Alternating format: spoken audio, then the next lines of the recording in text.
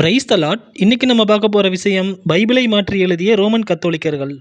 இப்போ இருக்கிற பைபிளில் ஒரு சில வெர்ஷன் படிக்கும்போது ஒரு சில சேஞ்சஸ் இருக்கும். இதையெல்லாம் ஹைலைட் பண்ணி பைபிள் தப்பாக இருக்குது அப்படின்னு சொல்லி மற்ற மத சகோதரர்கள் சந்தேகம் கேட்பாங்க.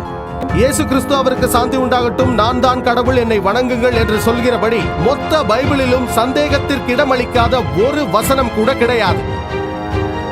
எந்த ஒரு கிறிஸ்தவராவது சந்தேகத்திற்கு இடமளிக்காத ஒரு வசனத்தையாவது எனக்கு காட்டினால், ஒரே ஒரு திட்டவட்டமான தெளிவான வசனத்தை காட்டினால், இயேசு கிறிஸ்து அவருக்கு சாந்தி உண்டாகட்டும், நான் தான் கடவுள், என்னை வணங்குங்கள் என்று ஒரு வசனத்தை காட்டினால் கூட நான் இன்றே கிறிஸ்தவனாக மாறிவிடுகிறேன். ஒரு சில இடத்துல வசனத்துக்கு பக்கத்திலேயே பிராக்கெட், அதாவது அடைப்புக்குறியில சில விஷயங்கள் சொல்லியிருப்பாங்க. இதெல்லாம் என்னன்னு பார்க்கும்போது தான் ஒரு சில அதிர்ச்சியான விஷயங்கள் எனக்கு கிடைச்சது. அதை தான் இந்த வீடியோவில் நான் ஷேர் பண்ணிக்க போகிறேன்.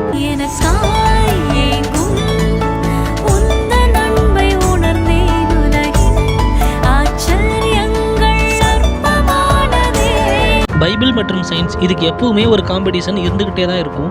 இப்போ நடக்க போகிற எல்லா விஷயங்களுமே பைபிளில் தீர்க்க தரிசனமாக சொல்லப்பட்டிருக்கும். இந்த அளவுக்கு மிஸ்ட்ரியும் அட்வென்ச்சர்ஸும் இருக்கிற பைபிளை குறை சொல்கிறதுக்குன்னே ஒரு கூட்டமும் இருக்குது. இதை யார் அங்கீகரிச்சா? சர்ச்சு தான் அங்கீகரிக்குது. இது யாருன்னு சொல்லி மத்தேயு எழுதினாருன்னு சொல்லி, யார் எழுதுனானே தெரியாத ஒரு புத்தகம் இல்லாமல் அது எனக்கு நேரான வழியை காட்டுன்னு நான் எப்படி நம்ப முடியும்? இவங்க சொல்கிற விஷயங்களை நம்ம பைபிளில் சர்ச் பண்ணி பார்த்தோம் அப்படின்னா நமக்கு ஒரு விஷயம் புரியும். தப்பு பைபிளில் இல்லை, அதை டிரான்ஸ்லேட் பண்ணவங்க மேலே இருக்குது. எக்ஸாம்பிளுக்கு ஒரு வசனம் எடுத்துக்குவோம். 1 யோவான் 5:7. பரலோகத்திலே சாட்சியிடுகிறவர்கள் மூவர், பிதா, வார்த்தை, பரிசுத்தாவி என்பவர்களே, இம்மூவரும் ஒன்றாக இருக்கிறார்கள். இந்த வெர்ஸ் பார்த்தோம் அப்படின்னா பிராக்கெட் போடப்பட்டிருக்கும். அதாவது இறைவேதத்தில் பிராக்கெட் வருமா? முதல்ல நம்ம தர்ஜுமால குர்ஆன் தமிழாக்கத்தில் பிராக்கெட் போடுறோம்னா இறைவன் அருளியது கிடையாது. நாங்கள் மொழிபெயர் புரிகிறதுக்காக இதை சேர்த்து இருக்கிறோம்னு சொல்லிட்டு சேர்க்கிறோம். இறைவன் அருளியதுலேயே வித்தியாசமா இருக்கு. இந்த பிராக்கெட்லாம் எப்படி வந்துச்சு அப்படின்னா, அது முந்தைய இதில் கிடையாது.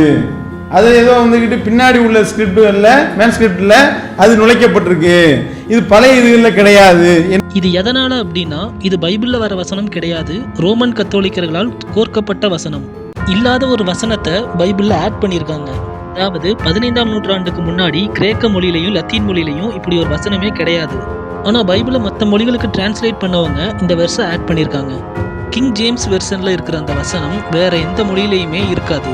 இன்னைக்கு நிறைய முஸ்லீம் பீப்புள்ஸ் இந்த கான்ட்ரவர்சி பற்றி கேள்வி கேட்குறாங்க. ஆனால் அதுக்கு யாராலையுமே பதிலும் சொல்ல முடியல. இப்படி டிஃப்ரெண்டாக இருக்கிற வெர்சஸை உருவாக்குனது யாரு? முஸ்லீம்களா, இல்லை இந்துக்களா, இல்லை யூதர்களா, இல்லை கிறிஸ்டியன்ஸ் அப்படின்னு அவர் சொல்றாங்க. அப்போ இந்த மாதிரிலாம் குளறுபடிகள் ஏன் வந்துச்சு? ஏன் இங்கே உள்ள ஆகமம் கிட்டத்தட்ட 7 ஆகமங்களுக்கு மேலே அந்த ரோமன் கத்தோலிக்க அந்த பைபிளில் இருக்கக்கூடியது புராட்டஸ்டன்ட்ல இருந்து தூக்கி விட்டார்கள். தொப்பியாஸ் ஆகமோ, ஃபாரூக் ஆகமோ, 1ஆம் மக்கபே, 2ஆம் மக்கபேன்னு ஒரு 7 இது இருக்கு. அதெல்லாம் காணோம், எல்லாத்தையும் நீக்கி விட்டார்கள். அண்ட் இந்த வசனத்தை ஆட் பண்ணது யாரு அப்படின்னு பார்த்தோம் அப்படின்னா, டச்சில் இருந்த ஒரு ரோமன் கேத்தலிக் ஃபாதர். அவரோட நேம் தான் டெசிடேரியஸ் எராஸ்மஸ். 15ஆம் நூற்றாண்டுல கிரேக்க மொழியிலிருந்து மற்ற மொழிகளுக்கு டிரான்ஸ்லேஷன் பண்றப்ப இவர் இந்த வெர்ஸை ஆட் பண்ணிட்டாரு. இது ஆட் பண்ண வெர்ஸ் அப்படிங்கிறதுனால தான் இப்போ வரைக்கும் இதை பிராக்கெட்ல யூஸ் பண்ணிட்டு இருக்காங்க. அப்போ வரலாறு கொஞ்சம் கூட தெரியல. கிரேக்க மொழி அப்போ உலக பொது மொழியா இருக்கு. அந்த சமயத்தில் பெரிய கண்டுபிடிச்சிட்டாங்களாம். எப்படி கிரேக்க மொழியில வந்துச்சு அப்படிங்கிறது அவர் ஒரு கேள்வி அவர் வச்சிருக்கிறாரு.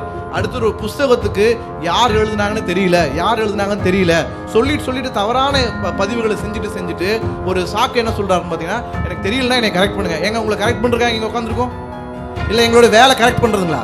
ஏங்க நீங்க எது ஆதார செய்தின்னு வைக்கிறீங்களோ அதை வாதமா வைக்கணும், அதை கேள்வியா வைக்கணும், உடச்சி எறியணும். இங்க எனக்கு தெரியாது, நான் கத்துக்கிறேன் அப்படின்னா நீங்க தனியா வாங்க, எங்க ஒய்டிஎம் ஆபீஸ்க்கு வாங்க, நோட்டு, பேனா, புத்தகம்லாம் எடுத்துட்டு வாங்க, நாங்க சொல்லி கொடுக்குறோம். அது தனி அமர்வு. ஆனா சரி, இவர் எதுக்கு இந்த வெர்ஸை பைபிள் ஆட் பண்ணணும்? இதனால இவருக்கு என்ன லாபம்? ஏன்னா இது ட்ரினிட்டி, அதாவது திரித்துவத்தை பத்தி சொல்லப்படுற வசனம். இவங்க யாருமே பைபிளை ஃபாலோ பண்றவங்க கிடையாது. பைபிளை பேஸ் பண்ணி எழுதப்பட்ட புக்ஸ் அப்படின்னு சொல்லப்படுற புக் ஆஃப் கால்வின் அப்படிங்கிற கொள்கையை ஃபாலோ பண்றவங்க.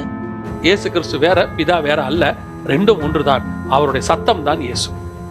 அதே மாதிரி அவருடைய மூச்சு காத்து தான் பரிசுத்த ஆவியானவர். நேரா போய் வீடு வீடா கிறிஸ்தவர்களை குழப்புகிறது.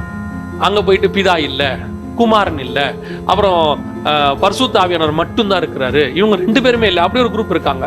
புக் ஆஃப் கால்வின்ல இருக்கிற ட்ரினிட்டி அப்படிங்கிற விஷயம் பைபிள்ல இல்ல. ஸோ அதை ஆட் பண்றதுக்காக தான் இப்படி பண்ணியிருப்பாங்க.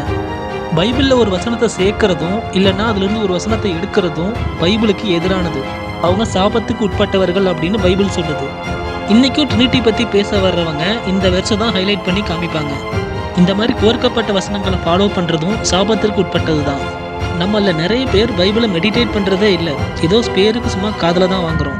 அதனால தான் கோர்க்கப்பட்ட வசனங்களையும் அது மூலமாக இருக்கிற ஃபால்ஸ் டீச்சிங்கையும் நம்ம ஃபாலோ பண்ண வேண்டியிருக்கு. இதனால் ரோமன் கேத்தலிக் சரியில்லை அப்படின்னு நான் சொல்ல வரல, தப்பை திருத்திக்கணும் அப்படிங்கிறது தான் என்னோட கான்செப்ட். ஸோ கடவுளோட வார்த்தைகளை கடவுளை தேடுவோம், நித்திய வாழ்க்கையை அடைவோம். ஆமென். நீங்கள் பைபிள் மட்டுமே ஃபாலோ பண்ணுற ட்ரூ பிலீவர்ஸாக இருந்தால் நம்ம சேனலை லைக் பண்ணுங்கள், கமெண்ட் பண்ணுங்கள், ஷேர் பண்ணுங்கள், மறக்காமல் சப்ஸ்கிரைப் பண்ணுங்கள்.